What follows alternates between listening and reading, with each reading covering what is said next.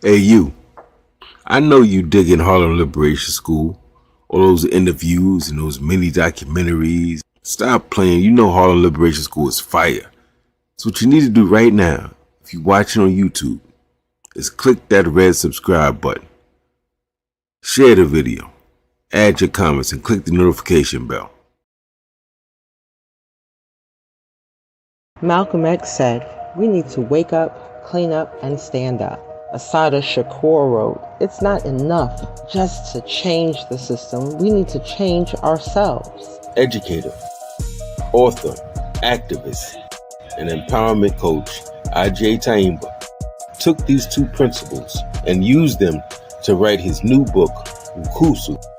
This book is a tool anyone seeking to become empowered can utilize to become a community asset rather than a community liability.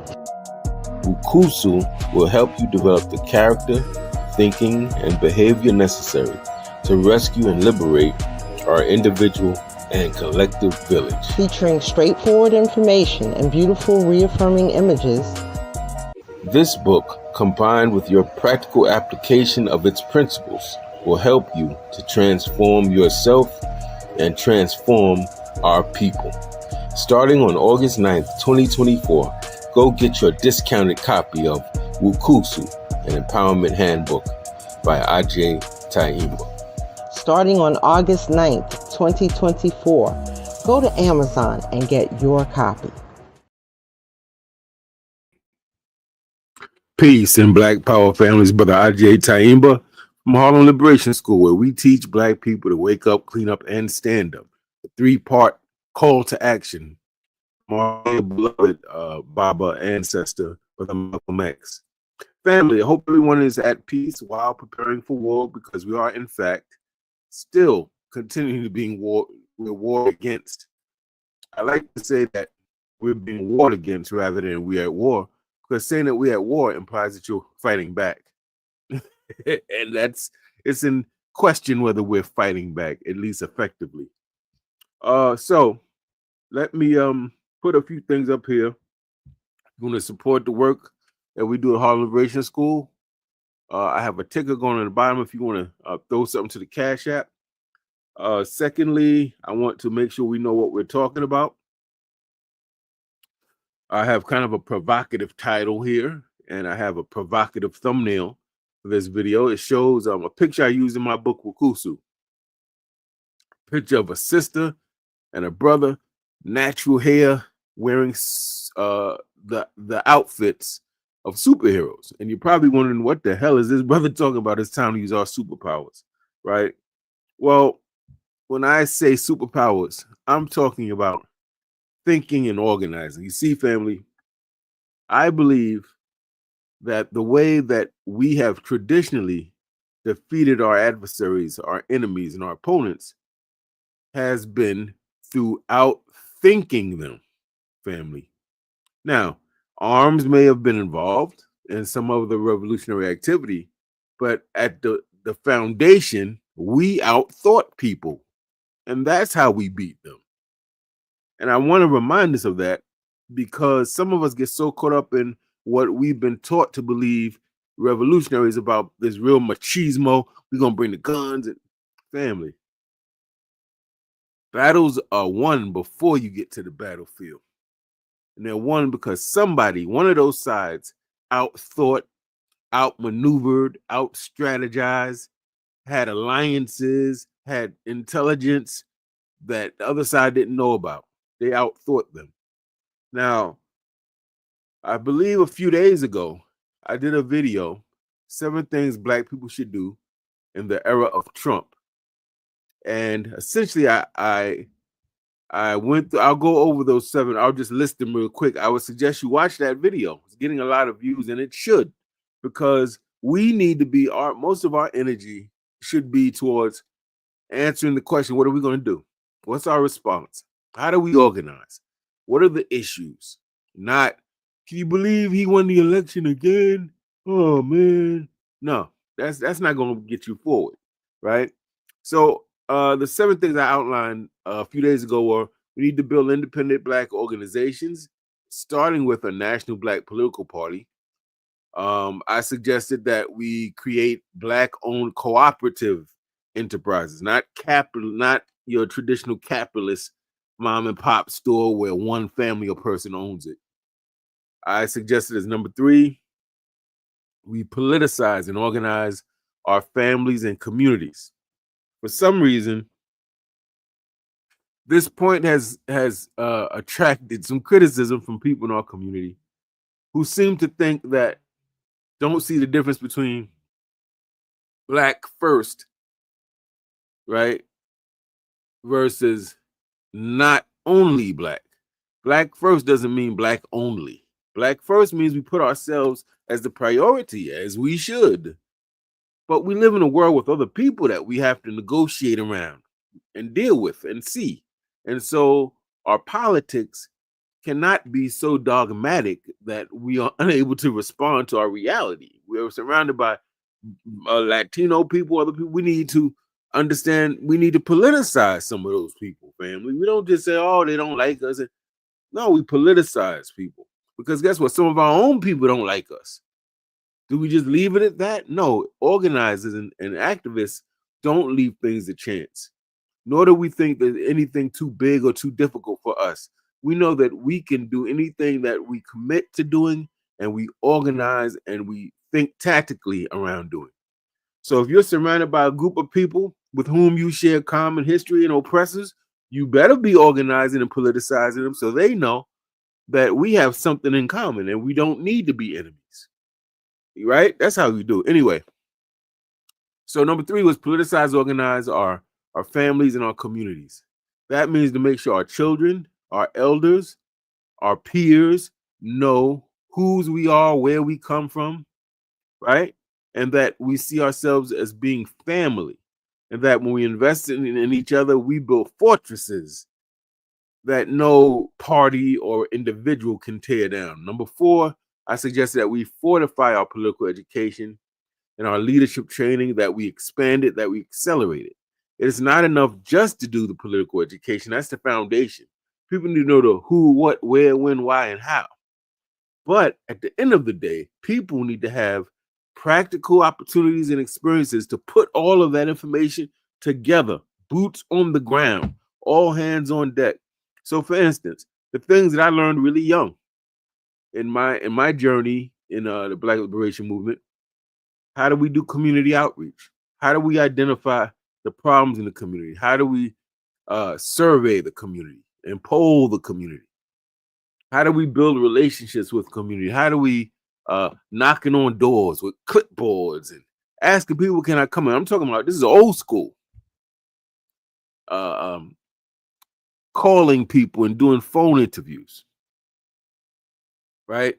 How do we do propaganda? All of that stuff, right? But we have to educate the people, but then we have to give them opportunity and raise their capacity to now implement the things that we teaching them. So in this era of Trump, I said number 4, we have to really do some leadership and community organizer and activist training so people know how to do things. And you'll be surprised. All you gotta do is look at the average member of Gen Z, our young people.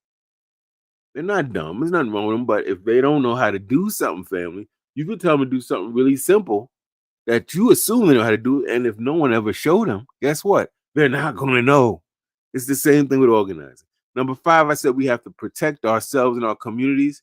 We talked about that as it relates to self-defense in traditional ways, but we also talked about through education, through having evacuation plans, through making, things like that. Number 6, to work on our food security, to make sure that no new African Black person in our building, in our home, on our block, in our neighborhood, in our organization is starving. We have to create, as I suggested, pantries, food pantries in our places of worship, in our businesses. We should be storing food and water. We should be checking on our relatives and our peers, co-workers, making sure everybody's eating. That's very important, obviously. And I talked about urban gardening and all those other things. And then the last one was number 7, I suggest that we build our global connections and alliances with continental Africans and members of the African diaspora. A lot of people are stuck on this because there's this hate campaign against Pan-Africanism, and that's very dangerous, family. Some of you are getting third and fourth party information that is completely wrong, and some of you have this very nasty and ugly taste in your mouth regarding Pan-Africanism.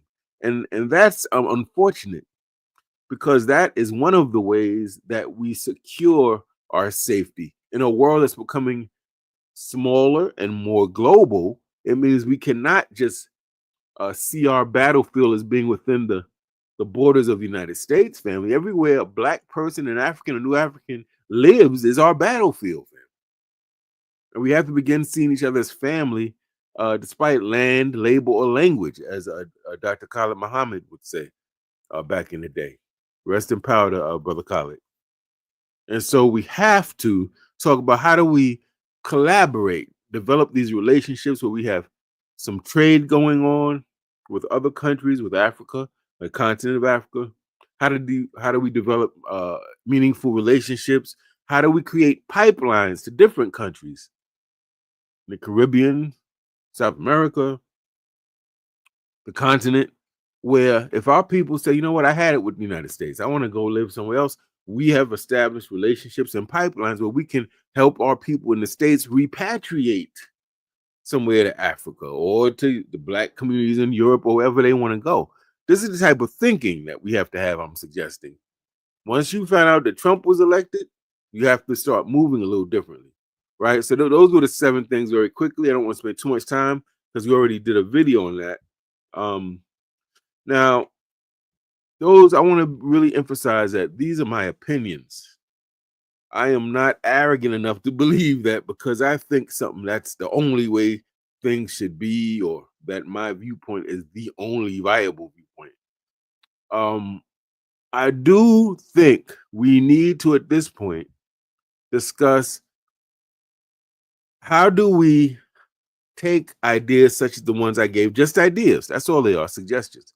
How do we take the 7 suggestions I gave, or any suggestions from our community leaders, our activists, our organizers, our educators, intellectuals, and put that in a format where we can operationalize these ideas, where we can manifest them in our communities, right?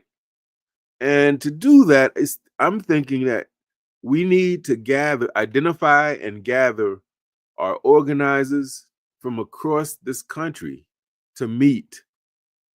And I'm thinking when we meet, initially, it would be to accomplish 2 big things. You're probably saying, why 2 things? Because conferences, I've been to a lot of conferences, family. Let me say this. And God bless the people who organized them. I know they all meant well. We had opportunities to have food. We had some cultural celebrations. People got to mix and mingle, and you got the fellowship, right? You got to see that, wow, I'm not the only Black person in this country that loves being Black, that loves Africa, that loves their people, and wants to fight to preserve our culture, our heritage, and our survival. So it's good on those terms. But many conferences, and I've been to hundreds of them over the past 40-something years, in my humble opinion, with all due respect, we miss opportunities to do actual work at the conferences because we really get caught up in more of the social piece, and we spend a lot of time on the long speeches, right?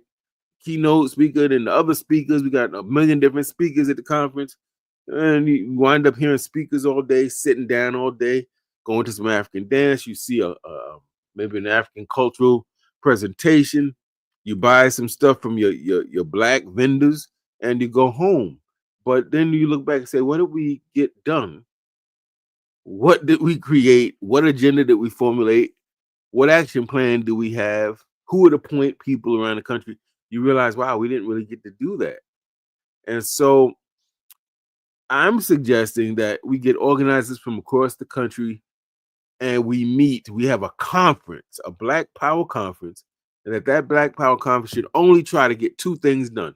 And this is one of several. This ain't no one hitter quitter, right? we have an initial conference, accomplish two things, and then there'll be subsequent conferences where we follow up, because I've been to conferences, you have one a year, and we never hear from each other again until the next time we go to the conference. You can't do that, man. Community organizing dictates we got to stay in touch. So if we have a conference and we've outlined some agenda items or some tactical programs or initiatives we're going to create, we got to stay in touch to make sure those things we said we're going to do get done, to make sure that we can get the support we need, support other people we need, and just to follow up and know how things are going. And you can't do that if you go to one conference every 3 years. And the only time you talking to these people in any real way is every 3 years? No. Right? So I want to kind of flush this out a little bit. I think it's very important. Brother Baba, I should say Baba, Darul bin Wahad, shared an email with me today. From the tone of his writing, he sounded just a little disappointed. But it seems like our Baba Ron Daniels from the Institute of the Black World, those y'all who are familiar with the Black Power movement should know about the Institute of the Black World. Some of our premier nationalist intellectuals helped form that, and it's still around. And Ron Daniels issued a call to action, an emergency Black leadership summit. And I read that email very closely. And I love Ron Daniels. He has proven himself. His credibility is through the roof. No beef with him. However, as I look at the organizations that were invited to this particular meeting, NAACP, and I'm not trying to diss them, but I'm not confident that those type of organizations will have the politics, the commitment, and the wherewithal to challenge and resist and fight and think independently in the way we need these organizations to during a Trump administration. When you go to integrationist organizations, family, they have a different set of politics than like a nationalist or Pan-Africanist organization. And so something that's important to me with a conference, a Black Power conference, to develop an agenda, what we're going to do in response to this Trump situation, it's very important we give great thought to the individuals and the organizations that will be leading this initiative and participating. They should be at minimum pro-Black. They should be at minimum have a nationalist, meaning we want Black people to be self-sufficient. We want Black people to be self-determined. Black people need their own institutions and their own values, right? It should be anti-imperialist. So you can't have these organizations, they come in to fight for Black people, and they down with the capitalists. They completely down with all the wars and support American foreign policy. That's not going to work.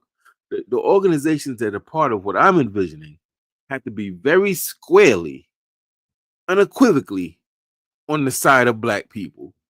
And that means, for most of us, that they are opposed to they will be opposed to a lot of Democratic or Republican domestic and foreign policy. As a result, they're not in bed with the Republican or Democratic Party.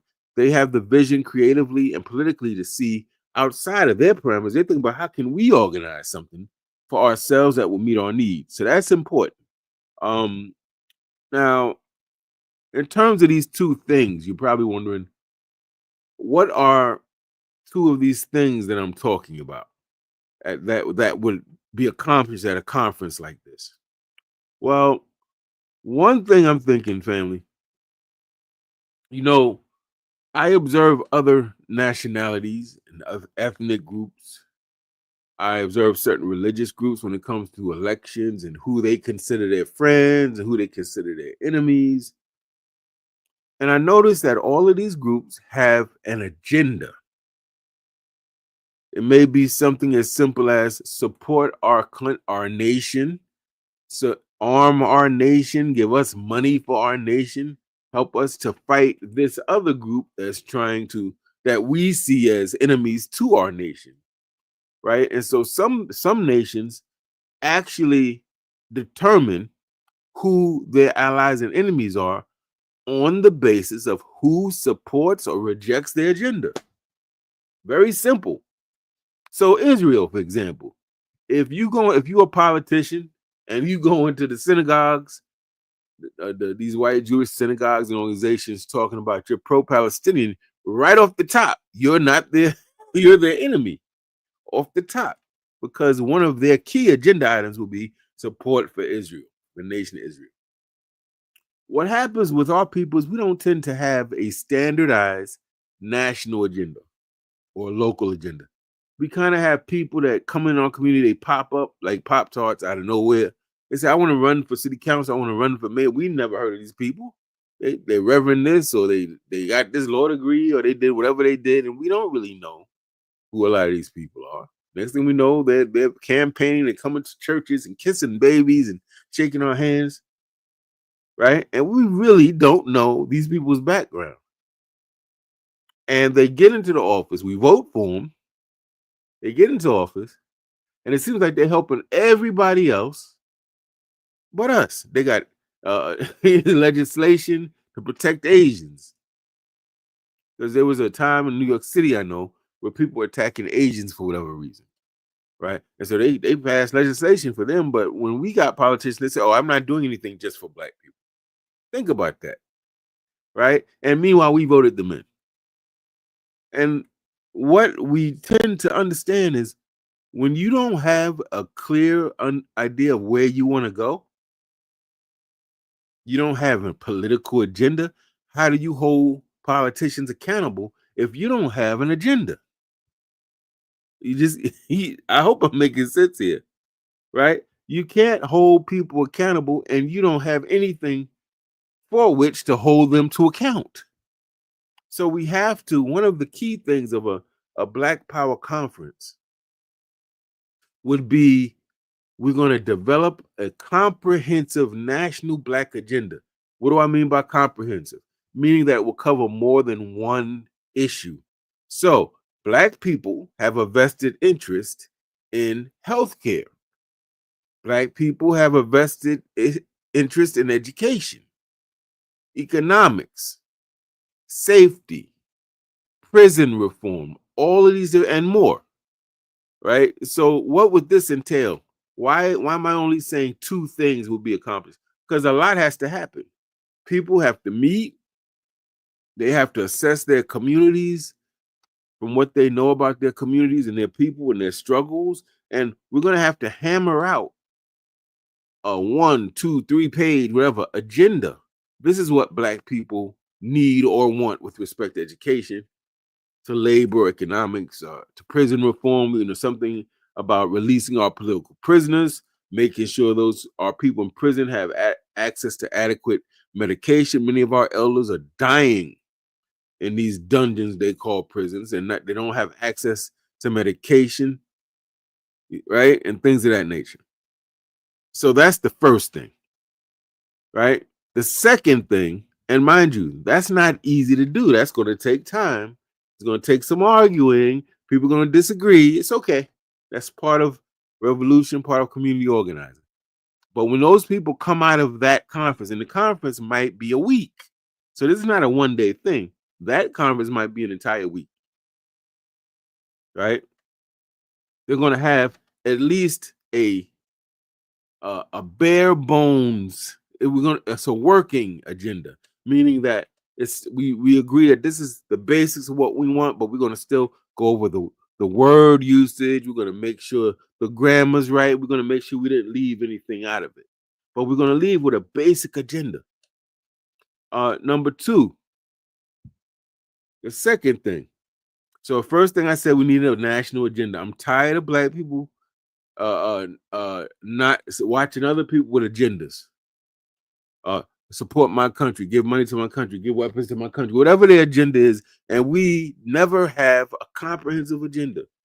Therefore, we don't even have a criteria by which to hold people accountable to us, by which to say who's our political ally, who's our political enemy. If somebody's not supporting none of your agenda points, then they're not your ally. I can tell you that. But we don't know, we're not able to do that because we go by skin, we go by who somebody's black, we want to vote for them, right? All types of stuff that doesn't really tell us what their actual politics are. We must have a national agenda. So the first point of this conference is to create that. Number two, this may not sound important. I'm advocating as a teacher, lifelong teacher, as a person who's taught black political education. I teach a black political education class every Thursday at 7 p.m. Virtually. I have a whole playlist on this channel, 60-something videos on political education in different forms. We must create a standardized national black political education curriculum. Why? Well, family, I want you to think of all the different states, all the cities that black people occupy, all the different organizations black people are in, all the different political ideologies, all the different manifestations of nationalism or Pan-Africanism, right? And think about all those different political education classes people have, right? So you have possibly thousands of different political education curriculums. That means if you were to go to Harlem Liberation School, go somewhere in Kentucky, go somewhere in Virginia, go somewhere in Delaware, go somewhere in LA, you're going to hear all different renditions of political education.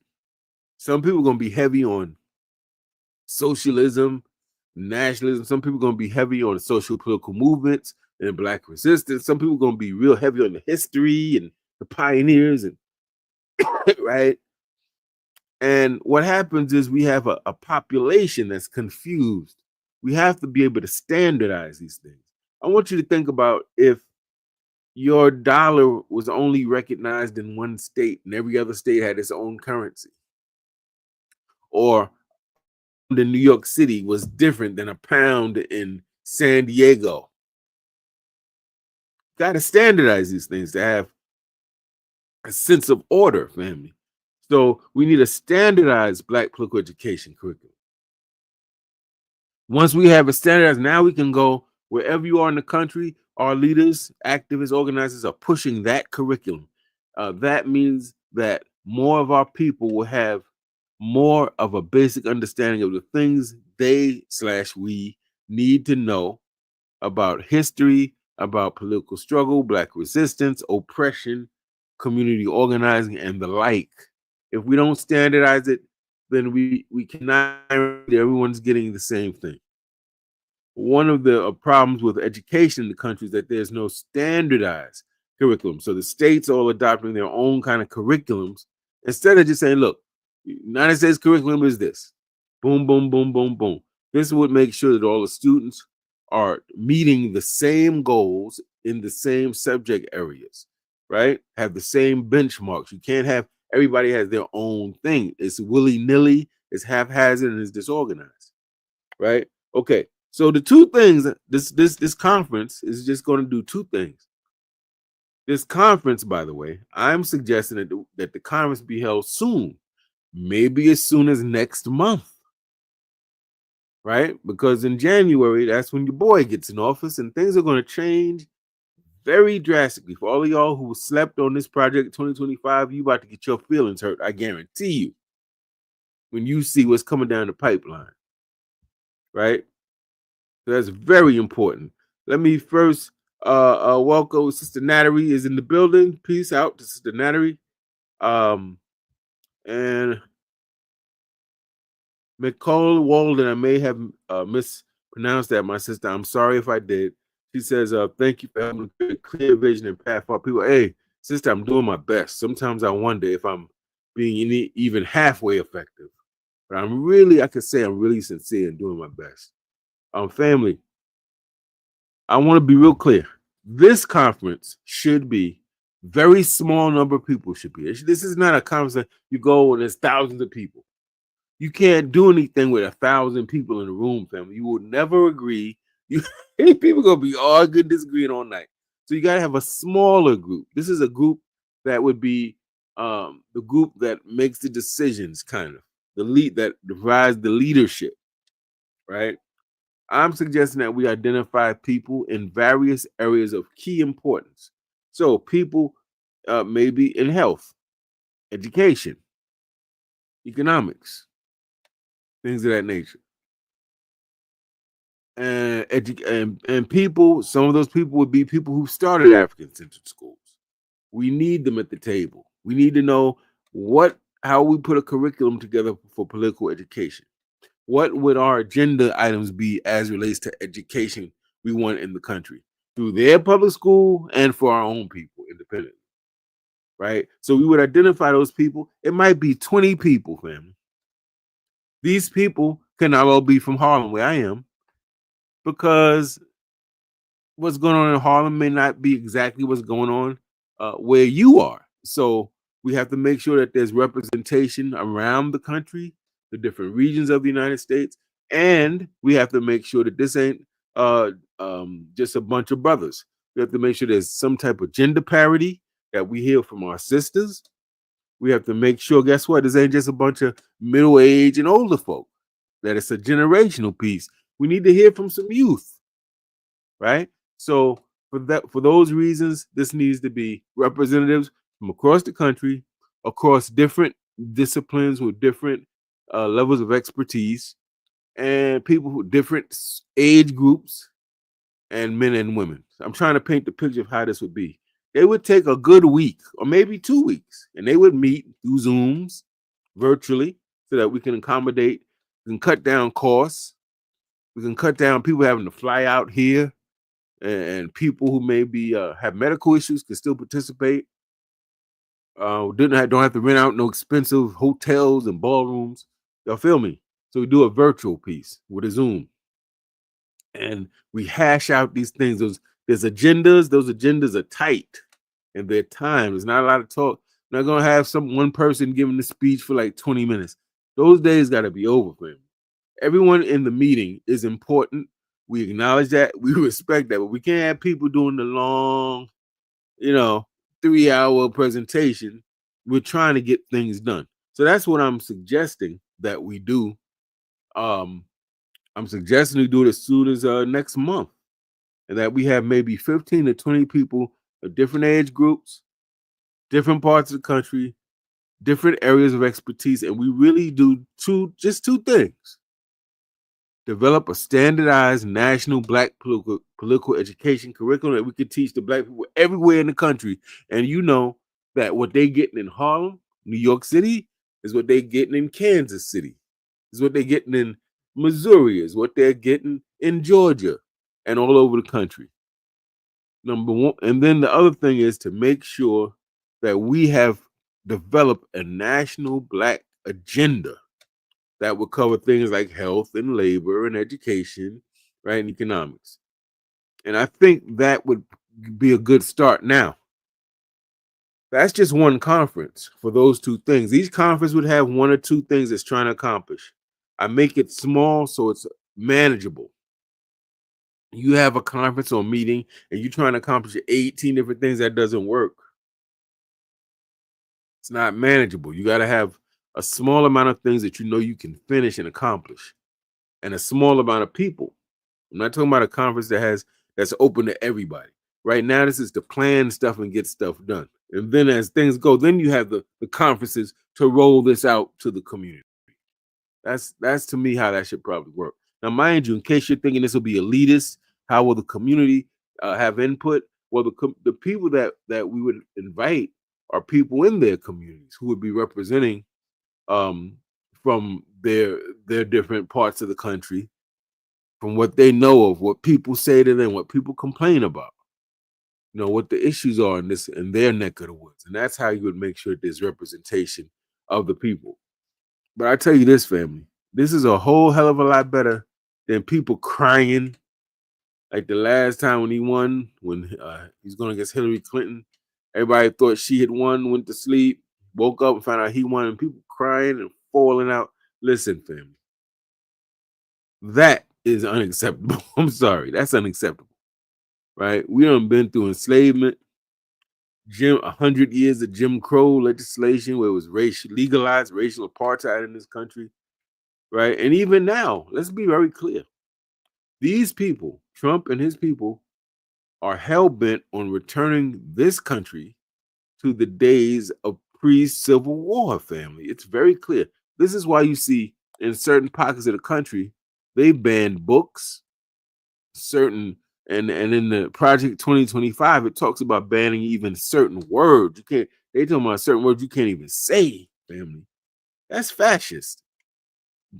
Banning books and saying what word you can and can't. It's ridiculous, right? So some of this stuff is happening. The whole thing on abortion, and I know some of you are like, well, some black people are against abortion.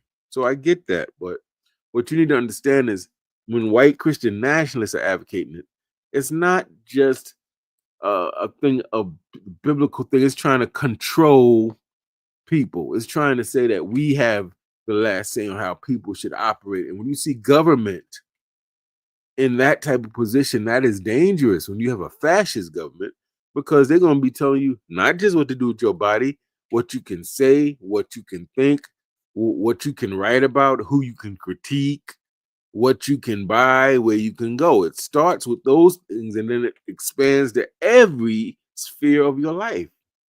And we don't want that, right? So it's very important we get out of this demoralized. I'm crying, I'm paranoid, I'm cynical.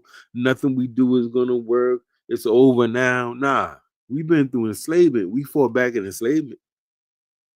Hell, we fought back even when they was putting us on the slave ships to bring us to the so-called New World. We were fighting back. So there's no historical era you can name where black people just got oppressed and dealt with it. When they prohibited us from reading and writing on the slave plantations, we still snuck away, formed relationships with white folk or freed black people, and some of us learned how to read and write. Just read Frederick Douglass is one of his narratives, right? So we always fought back. And this era under Trump will be no different. We must resist. We owe it to ourselves. We owe it to the Africans who are no longer here. We know it to the Africans who are yet to be born. When I say Africans, I also mean black people, not necessarily that you live in the continent of Africa. It's very important that we do this. And I want to remind you, don't worry about the tanks they got, the guns they got, the police and the precincts and the bombs and all the. Listen, family, African people in ancient Africa had these stories they told, and they had a certain character. They call a character trickster characters. You're like, Agyei, what is a trickster character? Well, a trickster character was usually a character that was not really big, not particularly physically strong, didn't have a lot of weapons, but they consistently beat opponents that were big and strong and had weapons. How did they do it? Through outthinking them, through their wit, through their intelligence.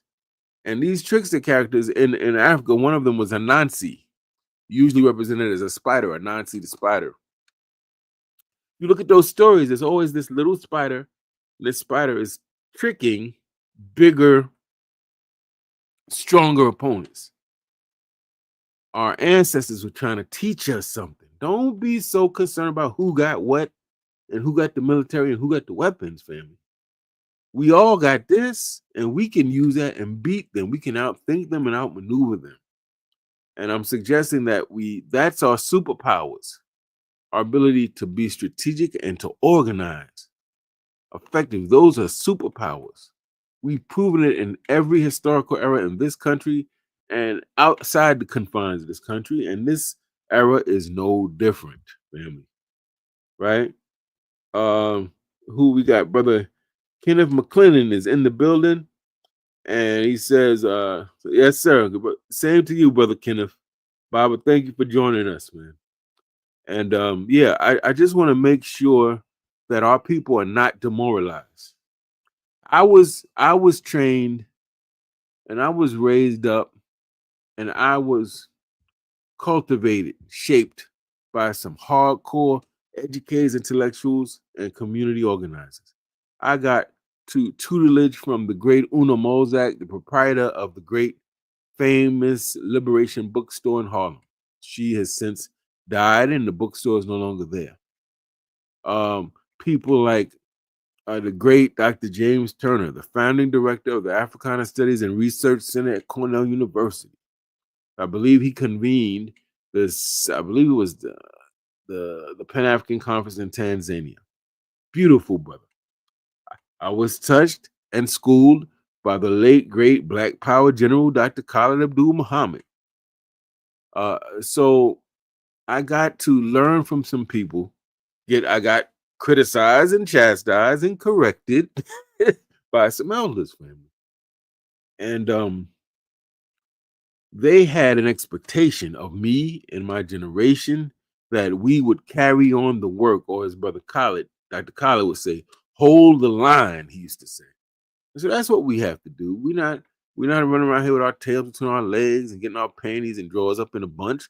This is a white man, and he's an oppressor like others, and he may have a certain type of way he's going to do it, and we're going to rise to the challenge like we rose to the challenge and with every other oppressor, right? But I want to caution us not to get too dogmatic and stuck in the ideology to the point that it blinds your ability to see the world as it is accurately. It blinds you from understanding that we need to form alliances with certain people and that we need to politicize people, right? Community organizers are thinking like that, and they're using this gun. They're using that mind as their weapon. They're like, we surrounded by Latinos. So they got a similar story, though. It's not identical. We need to politicize them. That these young kids out here, some of them gang banging, they don't go to school. Okay, guess what? You just gonna let them? You gonna let them stay like that? No. Community organizers politicize them. The Black Panther Party and other organizations in the Black Power movement saw some of our young gang banging types as potential revolutionaries, and they courted them, and they recruited them, and they taught them. Very important history we got to know. And so what I'm saying is we have to be more assertive. We have to believe in our people. We have to believe the best in our people. And when we see our people fail, we got to raise their capacity, right? You got somebody in your family and you realize they don't know how to read. Do you just let them stay illiterate? Or do you point them towards a literacy program, or you take time to teach them how to read? So we don't use the excuse that our people are ignorant or our people have been deprived or whatever as a reason not to engage them. That's why we must engage our people. The violent youth or the youth that we feel are incompetent or maybe lazy sometimes, we got to engage them. We got to teach them. The women and men that get involved in these silly gender wars and who's more oppressed than the other, these Olympics of pain, we got to educate them on why that's backwards and reactionary. It's very important. The Black people that got all this hatred for immigrants and all, we got to say, hey, you got to understand why they're immigrating here is because this country destroyed their country. They're trying to make a living like you. Most, right? If they have animosity towards us, it's why. It's based on propaganda against us taught by the white man family. Come on. So what I'm saying is we cannot make justifications to get out of doing work. If we want to be free and at the same time make this world a better place, we must activate our superpowers. We must get them superpowers percolating again. And those superpowers, once again, in case you didn't catch it, you came late, I'm going to put it back up here. Because it's very important. I'm telling you, it's time to use the superpowers. I'm telling you, it's thinking and organizing. And I also suggested, for those just trying to summarize, that we need a national Black Power Conference. I think the first 2 to 3 should be virtual.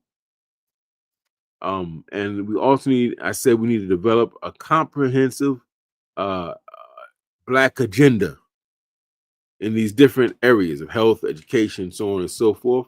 And then I also said the second thing should be that we develop a standardized national Black political education curriculum. So when we're teaching our people, everywhere we're teaching them in the country, it's the same information.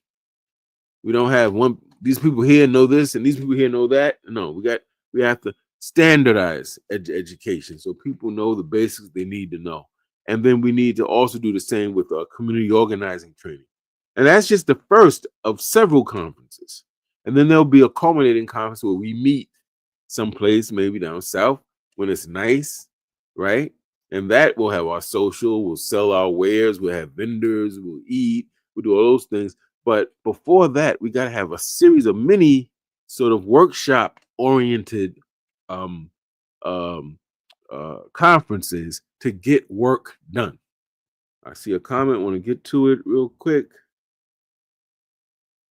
Oh, wow, Brother Kenneth. All right, man. He says, man, say Fode is his nephew. Well, listen, if that brother is your nephew, brother, then you got a solid bloodline. I can tell you, I can tell you that. Respect to you. Respect to you. Yes, sir. That's a good, solid brother right there, whom I have great respect for. Absolutely. Yes. Yes, absolutely. So, family, we don't have no time to be out here running scared and scared of white folk and the police. We need to develop answers to that, responses to that. And just to be clear, there's so many areas we need. We need to know if we have elders and they don't get health care under this new system, how we make sure they get the medication they need. If this Republican Party, whatever, takes away the ability of the government to prohibit big time pharmaceutical companies from charging exorbitant prices for medication, how do we get our relatives and our community members the medication? So this means we do what? We anticipate that's going to happen. What do? We stockpile medication. Just like water, just like food. It means that we got to start having conversations with our Black dentists and our Black doctors and our Black nurses. Some of them are politicized and are down with the cause. And we need to have conversations. Listen, sister, brother, we need you to really think about donating some time to set up some free medical clinics in our neighborhood. Like the Panthers did, family. It's all in the history. We got the blueprints that can help our people because we're going to need help with healthcare. We need to talk to our Walimu Bomani Barutis and his wife Yah Barutis and Marcus Klein and some of our people with the African centered schools. We need to know how do we homeschool our kids, right? If we taking them out the public school system, because Trump's talking about getting rid of the Department of Education, putting the power of education in the hands of the states, and that's dangerous. We know why he's doing that. So, okay, if he's going to do that, what's our response? Not wait till it happens. We have to anticipate that and have a response for that. Do we need to set up more homeschools? Do we need to organize Black teachers, retired principals and teachers? And this is what I'm saying. So this is the way we have to think if we're going to win. Simply coming out with guns and doing marches and parades, that's not going to do it. We have to outthink them. Probably we're going to have to outwork them. And when we can beat them, when they can be defeated, trust and know it. With that said, family, I want to let you all get to your dinner and your family time. Thank you so much. Peace and Black power. We will win. I believe that in my heart and mind, and I hope you do too. We can't be demoralized. We got to believe we can win, and we got to believe we deserve to win. Right? Family, enjoy your evening. Thank you for watching. Don't forget to get my book, Wakusu, on Amazon. Type my name in and you'll see the 6 different books available. Peace, y'all. Have a great evening.